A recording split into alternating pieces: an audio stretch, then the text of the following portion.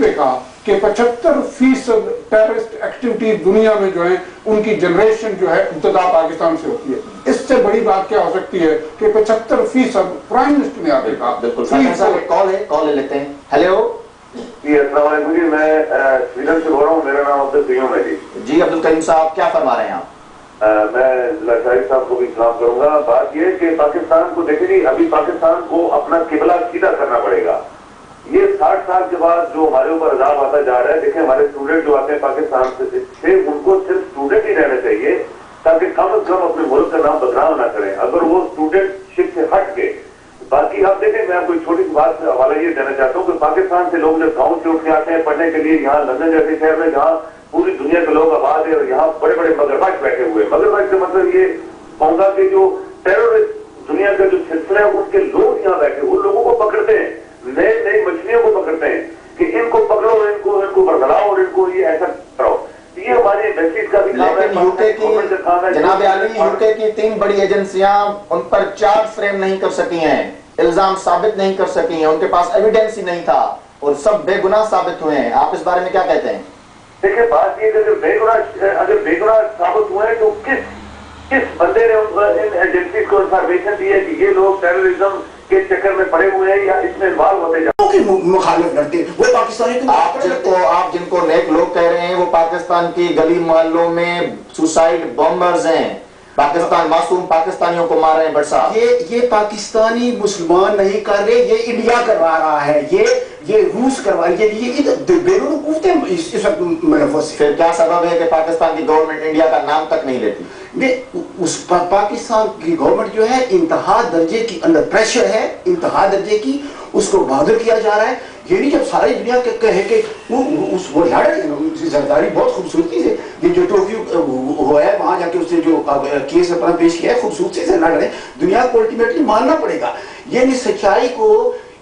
मगर अब जो है जब उसने उस मौलवी की गालियों को तो इनको बड़ा बुरा लगा, वो हमारे रसूल अकबर सल्लल्लाहु अलैहि वसल्लम को गालियां मिलती हैं तो उस वक्त देखो वो कहते हैं ये ज़बान की आज़ादी है।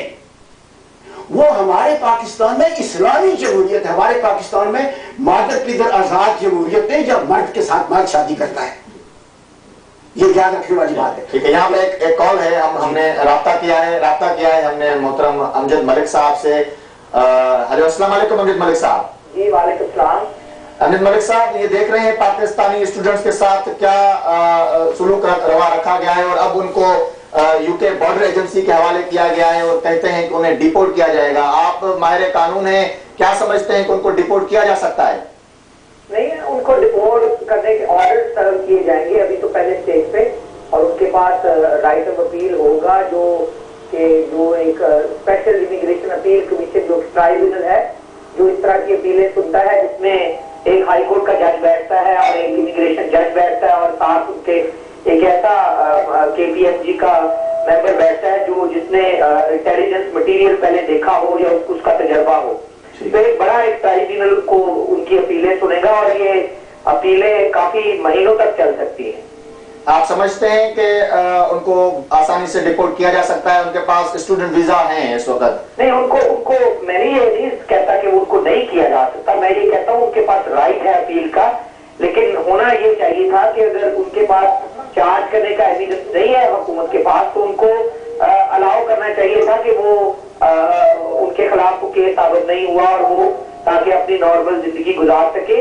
नेशनल सिक्योरिटी थ्रेट करार दे के उनको इस तरह इमिग्रेशन में उलझाना तो एक तरह से वो टिकिंग बम होगा कि वो कहीं भी जाएंगे तो उनकी वो हर जगह खतरा ही कंसीडर किए जाएंगे। अमजद मलिक साहब, आप बताएंगे कि उनको पकड़ा क्यों गया था, वो क्या एविडेंस थी जिसकी बुनियाद पे उन्हें पकड़ा गया? क्या कहती है यहाँ की पुलिस? वो एविडेंस तो भाई अभी किसी के सामने नहीं आया क्योंकि अभी तक तो वकीलों को उनको एक्सेस नहीं मिली थी। अब इमिग्रेशन की अपील चलेगी तो वो कुछ एविडेंस सामने आएगा, कुछ एविडेंस कैमरा प्रोसीडिंग्स होंगी जिसमें उनके वकला को जाने की इजाजत नहीं होगी। लॉर्ड चांसलर जो है कॉन्स्टिट्यूशनल जो सेक्रेटरी है वो स्पेशल एडवोकेट अपॉइंट करेंगे जो उस खुफिया हीरिंग में उनकी मामलत करेंगे। तो अभी तक को कोई किसी इस किस्म का एविडेंस सामने नहीं आया कि किस बिना पे उनको पकड़ा गया था। अमजद मलिक साहब ने कहा था कि एक बहुत बड़ा उन्होंने एक ग्रुप पकड़ा है जो इंटरनेशनल टेररिज्म में मुलव्वस था, इसके अलावा और कुछ नहीं है। امجد ملک صاحب یہاں کیونکہ آپ آج لائن پہ ہیں ہمارے ساتھ، آپ کا بہت شکریہ، لیکن آپ کی اس موقع سے فائدہ اٹھاتے ہوئے کیونکہ آپ پاکستان مسلم لیگ نواز کو بھی ریپرزینٹ کرتے ہیں، میں آپ کی پارٹی کا موقف جاننا چاہوں گا اس ایشو پر نہیں بلکہ سوات کے ایشو پر، کیونکہ آپ کی پارٹی کے قائد نواز شریف نے کہا ہے کہ یہ جو طالبان کے ساتھ جو معاہدے کیے جا رہے ہیں ان کو روکا جائے، گورنمنٹ کی رٹ وہاں مضبوط کی جائے، اس سلسلے میں آپ کی پارٹی کا کیا واضح موقف ہے؟ یہ دو مسئلے ہیں، ایک تو یہ جو اسٹوڈنٹس والا مسئلہ ہے، تو ہم سمجھتے ہیں کہ جو ہیومن رائٹس ہیں، جو بیسک ہیومن رائٹس ہیں جس کے لیے صدیوں محنت اور جدوجہد کی گئی ہے، ان رائٹس کو گنوانا نہیں چاہیے فیئر کے نتیجے میں۔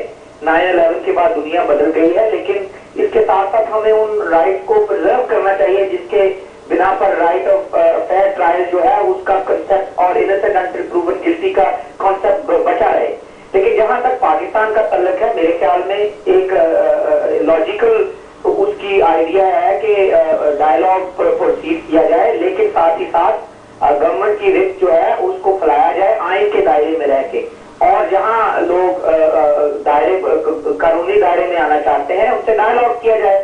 جو ایلیمنٹس ہیں 5-7-10% جو ہارڈ لائنر ہے، جو ہتھیار نہیں پھینکنا چاہتے، جو انٹرنیشنل ٹیررزم میں انوالو ہیں یا خطرہ ہے اپنے ملک کے لیے یا دوسرے ملکوں کے لیے، تو ان کو مل جل کے انٹیلیجنس شیئرنگ کے ساتھ ایک دوسرے کے ساتھ ٹرسٹ کر کے ایک دوسرے کی ٹیریٹوریل انٹیگریٹی محفوظ رکھتے ہوئے بہت شکریہ، بہت شکریہ امجد ملک صاحب، بہت شکریہ آپ کا۔ لاشری صاحب ہمارے پاس ٹائم بہت کم ہے، پروگرام ختم ہونے والا ہے، لاسٹ کمنٹ صرف آپ سے پوچھوں گا، مختصراً آپ حل بتائیں کہ اس پورے معاملے کو کس طرف لے کے جایا جائے کہ حل ہو جائے اور معاملات کچھ دھول بیٹھ جائے۔ نمبر 1 تو جیسا میں نے پہلے عرض کیا کہ پاکستان میں پارلیمنٹ کو سپریم بنانا ہوگا، پاکستان میں پارلیمنٹ اور پارلیمنٹ کے ریپرزینٹیٹیو جو عوام کے نمائندہ ہیں ان کی ریٹ کو ماننا ہوگا، چونکہ پارلیمنٹ نے اپروو کیا یہ امن معاہدہ بھی، ہمیں اس کو ماننا چاہیے۔ اور آلدو میرا ذاتی طور پہ اس سے اختلاف ہے، میں نہیں سمجھتا کہ صوفی محمد جو ہے وہ بہت بڑا اسکالر ہے اور مسلم ہے اور وہ جمہوریت کو بھی نہیں مانتا، سپریم کورٹ کو بھی نہیں مانتا، ہائی کورٹ کو بھی۔ یہ ہمیں دیکھنا پڑے گا کہ ہم نے یہ جو معاہدہ کیا ہے اس میں کہیں گورنمنٹ آف پاکستان کی ریٹ کو تو ہم نے وائلیٹ نہیں کیا اور اس سے آگے تو نہیں۔ بٹ صاحب آپ وائنڈ اپ کریں، آپ کا کیا موقف ہے، اس کو کیسے حل کیا جائے سارے معاملے کو؟ ساری جماعتیں 73 کے آئین کو اپنا منشور مانیں اور اسی کو امپلیمنٹ کر دیں، یہی شریعہ محمدی ہے، یہی امن کا راستہ ہے، اور ان مغرب کو کہیں کہ آپ اپنا جو ڈرون کی مداخلت ہے یہ بالکل بند کریں، ہمیں قابل قبول نہیں، اس سے سخت دکھی ہے اس معاملے۔ بہت شکریہ، یہاں میں آپ دونوں کا شکریہ ادا کروں گا، مشتاق لاشری صاحب بہت شکریہ۔ پبلک فرنٹ کا بھی لڑیں گے، ٹائم کم ہے، پروگرام کا وقت ختم ہو رہا ہے۔ محترم قیوم بٹ صاحب آپ کا بہت شکریہ، آپ یہاں تشریف لائے۔ ناظرین، جس ملک میں تھوڑے تھوڑے عرصے کے بعد ڈکٹیٹرشپ نافذ ہو جاتی ہے تو پھر ان کے شہریوں کے ساتھ وہی ہوتا ہے جو آج یو کے میں پاکستانی شہریت رکھنے والے طالب علموں کے ساتھ ہو رہا ہے۔ یہ سب آمریت کا، جو آمریت کے زمانے میں ہم نے بیج بویا اسی کا ہم آج فصل کاٹ رہے ہیں۔ خدا کرے کہ پاکستان کے حالات ٹھیک ہو۔ ہم ہمیشہ اس دعا کے ساتھ ہی پروگرام اختتام کرتے ہیں کہ پاکستان کے حالات ٹھیک ہو جائیں۔ آج ایک کنفیشن کہ ہاں خارے چمن ہم ہیں مگر گل کے محافظ، صیاد سے ڈرتے ہیں نہ غلچی نہ خزاں سے، کر سکتے ہو تم میری نظر بند زباں بند، پہناؤ گے جذبات کو زنجیر کہاں سے۔ اس کے ساتھ ہی اپنے میزبان راجہ خلیق الزمان انصاری کو اجازت دیجیے، زندگی اس طرح بسر کیجیے کہ آپ کی موت ناانصافی بن جائے۔ نیکسٹ ویک پھر ملیں گے، تب تک